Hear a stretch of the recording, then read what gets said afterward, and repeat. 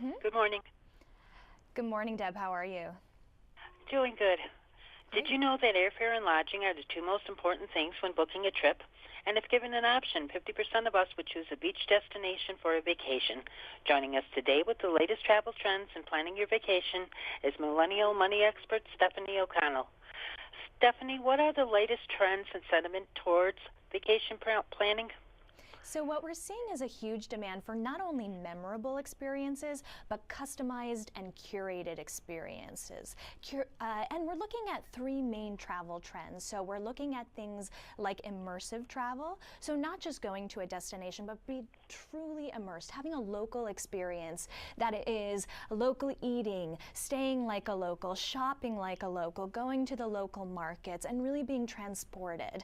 Finally, we're also having these emerging destinations that are becoming very popular. So it's beyond the big cities, it's beyond Rome, it's beyond Paris, but it's finding these new destinations courtesy of Instagram or the internet. So Croatia in recent years has been extremely popular. Southeast Asia, South America, having experiences on those destinations. So building entire vacation, not just around going somewhere, but what you're going to do when you get there. So that could be hiking a certain trail, it could be having a wine tour, it could be doing a Michelin restaurant tour of all the restaurants in a certain city. So these are the kind of curated experiences that are really becoming increasingly popular.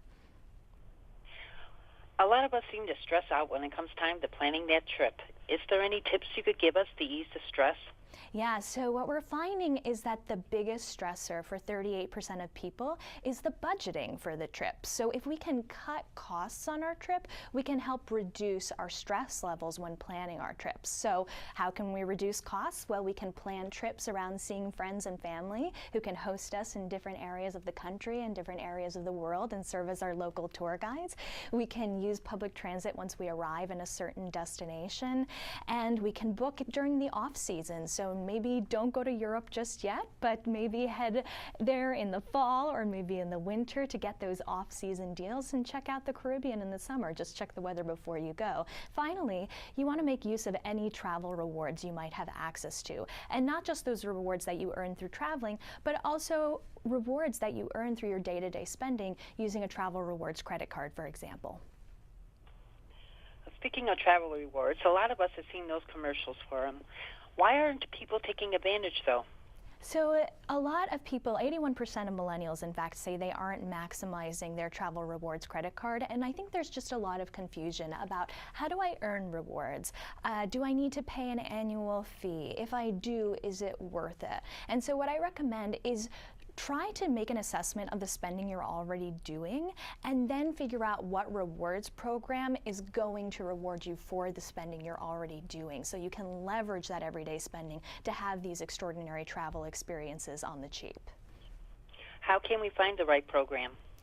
So taking a look at that spending that you're doing on a day-to-day basis, for example, for about 2/3 of Americans, the biggest line item in their budget after their housing is their grocery bill. So if you can find a rewards card, for example, there's a new card out from a city called the Advantage Mile Up card that gives you 2 miles for every dollar you spend at the grocery store.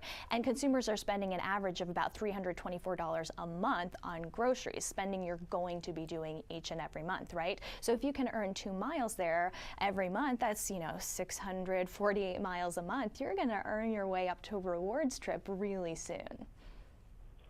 Are there any other tips you can share with us? I say maximize those rewards as soon as you get the chance. So we tend to wait to plan our vacations until there's a perfect moment and all the stars align. And what I like to do is I like to use my rewards as frequently as possible. And if that means traveling alone, that's totally okay too. There's a huge trend towards solo travel now. A lot of travel agencies are now waiving single supplements, the fees that are usually charged, because pricing is usually based on 2 people traveling together.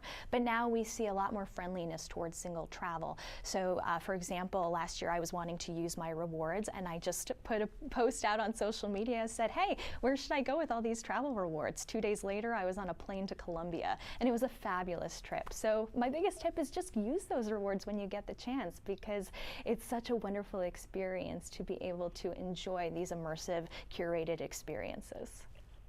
Where can our viewers go for more information? So you can check out more about how to leverage your travel rewards at citi.com/getaway, and you can follow me at Stephanie O'Connell on Instagram. I'm off to Prague on Monday. Well, have a nice trip, and thank you for taking the time this morning to talk with us. Thanks so much, Deb. You're welcome. Bye. Bye-bye.